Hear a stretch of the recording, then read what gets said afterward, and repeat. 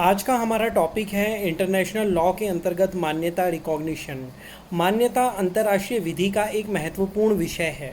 मान्यता ही वह प्रक्रिया है जिसके द्वारा नए राज्य को अंतर्राष्ट्रीय समुदाय के सदस्य के रूप में स्वीकार किया जाता है। आधुनिक समय में, आधुनिक युग में मान्यता का महत्व और भी अधिक बढ़ गया है। प्रोफेसर ओपेनहाइम के अनुसार किसी नए राज्य को अंतर्राष्ट्रीय समुदाय के सदस्य के रूप में मान्यता प्रदान करने में या मान्यता प्रदान करने वाले राज्य ये घोषित करते हैं कि उनके मत में नए राज्य ने अंतर्राष्ट्रीय विधि में निर्दिष्ट राष्ट्र तत्व के तत्व प्राप्त कर लिए हैं। जैसा हमने पिछली क्लास में डिस्कस किया था कि इंटरनेशनल लॉ में राष्ट्र तत्व के जो आवश्यक तत्व हैं, निश्चित भूभाग, जनसंख्या, सरकार, संप्रभुता और मान्यता। फैनवी के अनुसार मान्यता के द्वारा अंतर्राष्ट्रीय समुदाय के सदस्य औपचारिक रूप से यह स्वीकार करते हैं कि नए राज्य में ने अंतर्राष्ट्रीय व्यक्तित्व को प्राप्त कर लिया है और अंतर्राष्ट्रीय समुदाय के अधिकार एवं विशेषाधिकारों के अधिकारी हैं। जैसप मान्यता की परिभाषा देते हुए स्पष्ट करते हैं कि मान्यता किसी राज्य का कार्य है जिसके द्वारा वह यह स्वीकार करता है कि किसी राजनीतिक इकाई में राष्ट्र तत्व के आवश्यक तत्व उपस्थित हैं।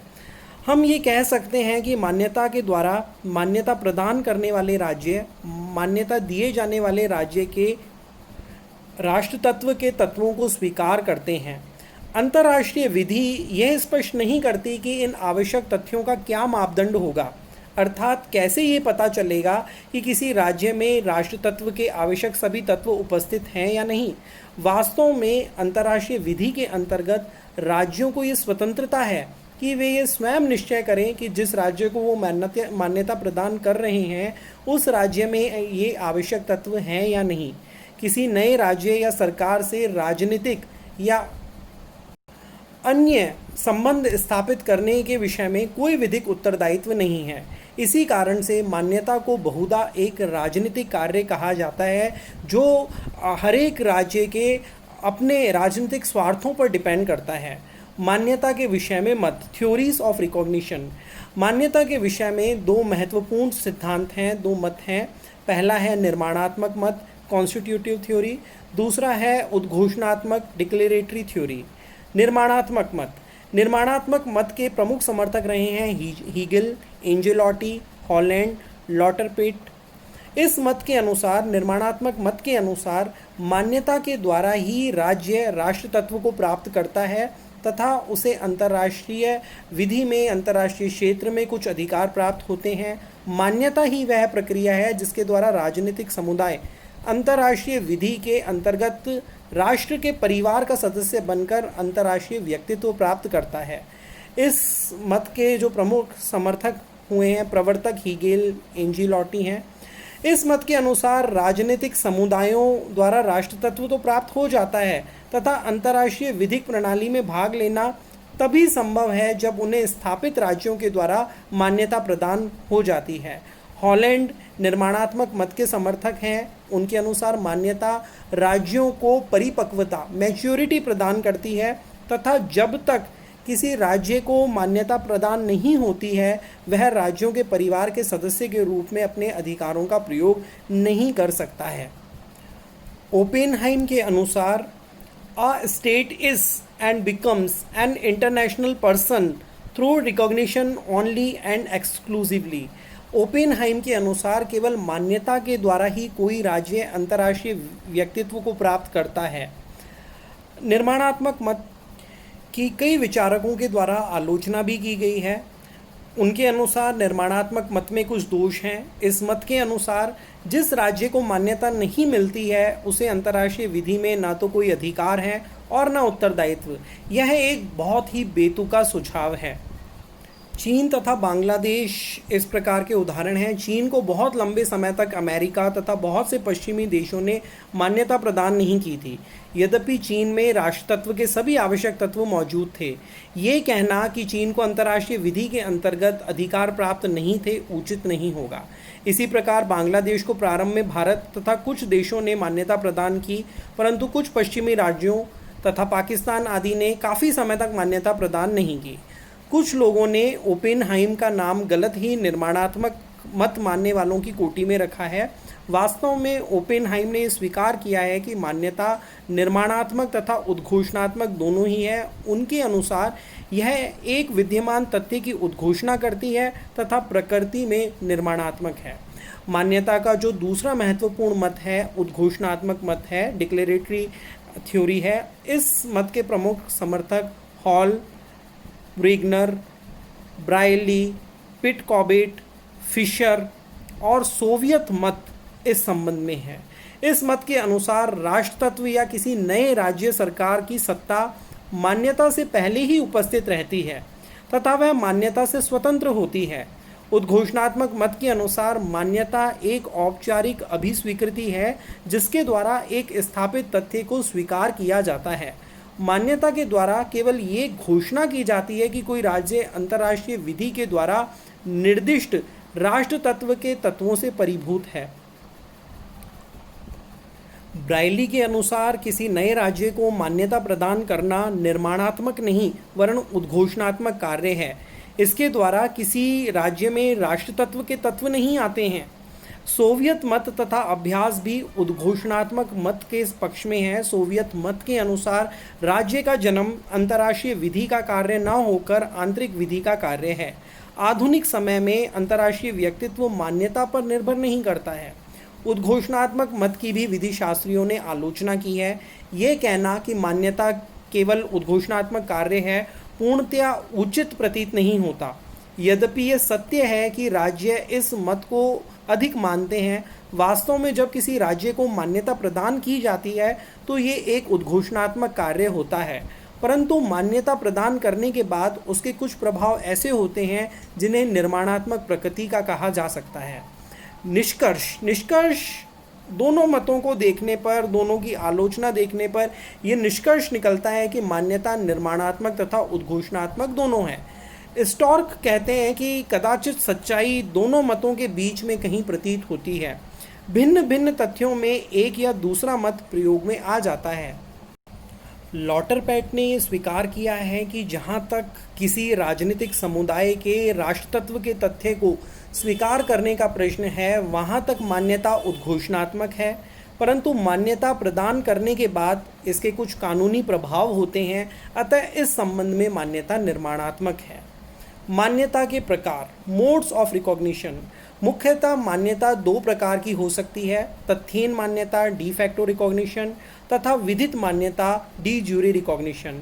राज्यों के अभ्यास से ये प्रतीत होता है कि राज्य बहुधा प्रथम चरण में विधि मान्यता प्रदान नहीं करते हैं। राज्य प्रथम चरण में तथ्यहीन मान्यता प्रदान करते हैं और जब वे संतुष्ट हो जाते हैं कि जिस राज्य को उन्होंने मान्यता प्रदान की है वह अंतर्राष्ट्रीय उत्तरदायित्वों को पूरा करने के लिए समर्थ है, तो वह बाद में उसे विधि मान्यता प्रदान कर देते हैं।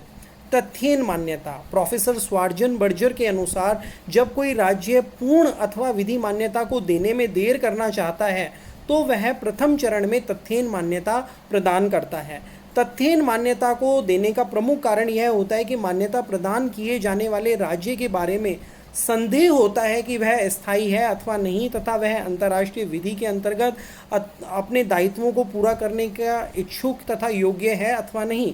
इसके अतिरिक्त कभी कभी यह कारण भी हो सकता है कि मान्यता प्रदान करने वाला राज्य अपनी प्रमुख समस्याओं को तय करने से इनकार कर दे। प्रोफेसर ओपेनहाइम के अनुसार तथ्यहीन मान्यता तब प्रदान की जाती है जब कोई राज्य वास्तव में स्वतंत्र होता है तथा एक निश्चित भूमि पर उसका प्रभावशाली नियंत्रण होता है, परंतु उसमें अभी यथेष्ट स्थायित्व नहीं आया है तथा उसमें अभी मान्यता के कुछ गुण जैसे अंतर्राष्ट्रीय विधि के दायित्वों को पूरा करने की इच्छा तथा सामर्थ्य की कमी है। तथ्यहीन मान्यता सशर्त भी हो सकती है, बिना किसी राजनयिक संबंधों के भी हो सकती है। लॉटरपैट के अनुसार तथ्यहीन मान्यता देने वाले राज्यों की ये इच्छा प्रकट होती है कि वह बिना राजनयिक संबंध स्थापित किए मान्यता दिए जाने वाले राज्य के साथ अपने संबंध स्थापित करना चाहते हैं। कहा जाता है कि तथ्यहीन मान्यता अंतरिम प्रोविजनल होती है तथा यदि कुछ समय के अंदर मान्यता के दूसरे तथ्यों की पूर्ति नहीं हो जाती तो वह वापस हो सकती है। दूसरी है विधि मान्यता, विधित मान्यता, डी ज्यूरे रिकॉग्निशन। यद्यपि मान्यता तब प्रदान की जाती है जबकि मान्यता प्रदान करने वाले राज्य के अनुसार मान्यता दिए जाने वाला राज्य या उसकी सरकार में मान्यता के सभी आवश्यक गुण होते हैं तथा वह राज्य अंतर्राष्ट्रीय समुदाय का एक सदस्य बनने के योग्य होता है। प्रोफेसर स्मिथ के अनुसार ब्रिटेन में विधि मान्यता प्रदान किए जाने से पहले कुछ तथ्यों को देखा जाता है: स्थायित्व, राज्य की सरकार को वहाँ की जनता का सामान्य समर्थन होना तथा अंतर्राष्ट्रीय उत्तरदायित्वों को पूरा करने की इच्छा तथा सामर्थ्य। विधित मान्यता अंतिम मान्यता होती है तथा एक बार दिए जाने के बाद इसे वापस नहीं लिया जा सकता। विधि मान्यता के लिए ये आवश्यक है कि व्यक्त रूप से ये घोषणा की जाए और राजनयिक संबंध स्थापित करने की इच्छा प्रकट की जाए। तथ्यहीन मान्यता तथा विधि मान्यता में क्या अंतर है? प्रोफेसर स्वार्जन बर्जर के अनुसार तथ्यहीन मान्यता की प्रकृति अंतरिम हो सकती है तथा शर्तों पर आधारित हो सकती है। दूसरी ओर विधि मान्यता पूर्ण है तथा बिना शर्त के होती है। प्रोफेसर ओपेनहाइम के अनुसार जहां तक मान्यता प्रदान किए जाने वाले राज्य के आंतरिक विधायिनी तथा अन्य कार्यों का संबंध है, न्यायालय तथ्यहीन तथा विधि मान्यता में कोई अंतर नहीं करते हैं। अरंत जांजू मेंढी के वाद में न्यायालय ने निर्णय दिया कि तथ्यहीन मान्यता तथा विधित मान्यता में कोई अंतर नहीं है, परंतु व्यवहार से ये सिद्ध होता है कि तथ्यहीन मान्यता तथा विधि मान्यता में एक प्रमुख अंतर यह है कि तथ्यहीन मान्यता में औपचारिक रूप से राजनयिक संबंध स्थापित नहीं होते हैं। राजनयिक संबंध विधित मान्यता के द्वारा ही स्थापित किए जा सकते हैं। मान्यता देने का कार्य एक राजनयिक कार्य है, राजनीतिक कार्य है तथा मान्यता प्रदान करने वाले राज्य के स्वविवेक पर निर्भर करता है। परंतु एक बार मान्यता प्राप्त हो जाने के बाद इसके कुछ कानूनी परिणाम होते हैं। मान्यता प्राप्त करने वाले राज्य को अंतर्राष्ट्रीय विधि तथा राज्य विधि दोनों से ही कुछ अधिकार, शक्तियां तथा विशेषाधिकार प्राप्त हो जाते हैं। यह विशेषाधिकार अंतर्राष्ट्रीय विधि तथा उस राज्य की राज्य विधि के अंतर्गत मिलते हैं जिसने उसे मान्यता प्रदान की है। मान्यता दिए जाने के कुछ परिणाम होते हैं। मान्यता प्राप्त करने वाले राज्य को मान्यता दिए जाने वाले राज्य के न्यायालयों में दावा करने का अधिकार प्राप्त हो जाता है। उपयुक्त न्यायालयों में मान्यता प्राप्त करने वाले राज्य के भूत तथा वर्तमान विधायिनी तथा कार्यपालिका के कार्यों को भी लागू करवाया जा सकता है। मान्यता प्राप्त करने वाले राज्य को राजनयिक प्रतिनिधियों के मामले में उन्मुक्ति तथा विशेषाधिकार प्राप्त करने का अधिकार प्राप्त हो जाता है। मान्यता प्राप्त करके राज्य को मान्यता प्रदान करने वाले राज्य में स्थित संपत्ति के संबंध में उत्तराधिकार भी प्राप्त हो जाता है। नया राज्य जिसे मान्यता दी गई है, मान्यता प्रदान करने वाले राज्यों से राजनयिक संबंध रखने तथा उनसे संधि करने की क्षमता प्राप्त कर लेता है। जहां किसी राज्य की नई सरकार को मान्यता दी गई है, वह उस राज्य तथा अन्य राज्य के मध्य पूर्व में संधियां जिनको लागू रहना मान्यता की अनुपस्थिति में असंभव हो गया था, पुनः लागू हो जाती हैं। तो मान्यता के इतने महत्वपूर्ण परिणाम होते हैं, जैसा कि विदित है कि आज हम एक कॉस्मोपॉलिटन वर्ल्ड में रह रहे हैं। कोई भी देश अपने स्वयं के संसाधनों की पूर्ति करने में सक्षम नहीं है। प्रत्येक राष्ट्र दूसरे राष्ट्र पर निर्भर है। ऐसे में मान्यता द्वितीय विश्व युद्ध के बाद जब बड़े पैमाने पर नए राष्ट्रों का उदय हुआ, तब मान्यता एक महत्वपूर्ण संकल्पना के रूप में उभर कर आई। मान्यता के सिद्धांतों के संबंध में 3 सिद्धांतों का भी नाम उल्लेखनीय है: एस्ट्रेडा सिद्धांत, हेलेस्टीन सिद्धांत और स्टिम्सन सिद्धांत। एस्ट्रेडा सिद्धांत को मैक्सिको के विदेश मंत्री एस्ट्रेडा ने प्रतिपादित किया, इसलिए इसे एस्ट्रेडा सिद्धांत कहते हैं। सिद्धांत के द्वारा उन्होंने ये घोषित किया कि राजनयिक संबंध स्थापित करने के मामले में मैक्सिको की सरकार अपने को स्वतंत्र समझती है, अर्थात तथ्यों और परिस्थितियों के आधार पर वह प्रत्येक मामले में अपने निर्णय ले सकती है। दूसरे शब्दों में मैक्सिको की सरकार ये समझती है कि किसी देश में क्रांति हो जाने के बाद वहाँ पर क्रांतिकारी सरकार का प्रभाव है, तो वह उस नई सरकार के साथ राजनयिक संबंध स्थापित कर सकती है। इस सिद्धांत की कड़ी आलोचना की गई क्योंकि यह सिद्धांत अंतर्राष्ट्रीय नियमों की अवहेलना करता है। यह सिद्धांत अंतर्राष्ट्रीय क्षेत्र में व्यक्तिगत परीक्षण को राजनयिक संबंध के मामले में प्रोत्साहन देता है तथा व्यवहारिक रूप से ये एक नए पथ का प्रदर्शन करता है। एस्ट्रेटा सिद्धांत इस बात पर आधारित है कि राजनयिक प्रतिनिधि राज्य के होते हैं, न कि सरकार के।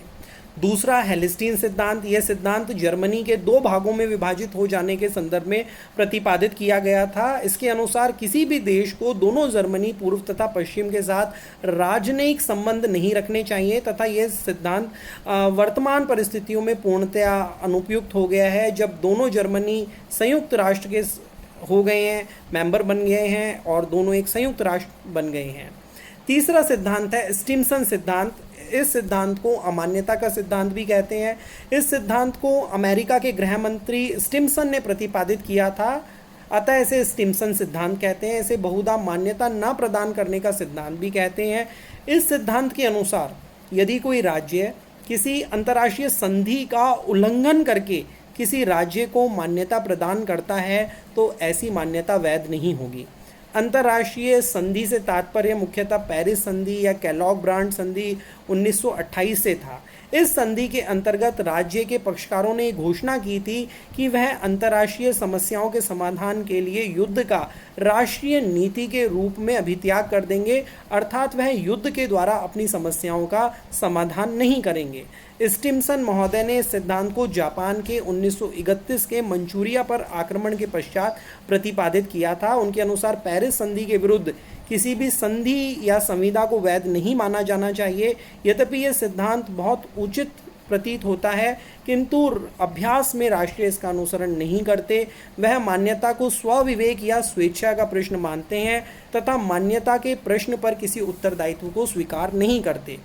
आज मान्यता अंतर्राष्ट्रीय विधि का एक लुप्त होता हुआ विषय बन गया है, लेकिन द्वितीय विश्व युद्ध के बाद मान्यता देना या न देना राज्यों के एक समक्ष एक महत्वपूर्ण विषय था और जैसे जैसे नए राष्ट्रों का उदय हुआ, मान्यता एक महत्वपूर्ण विषय के रूप में अंतर्राष्ट्रीय विधि में उभर के आया। तो मान्यता की परिभाषा, मान्यता के प्रकार, मान्यता दिए जाने के परिणाम और मान्यता संबंधी सिद्धांतों का अध्ययन एक महत्वपूर्ण अध्ययन है अंतर्राष्ट्रीय विधि के अंतर्गत।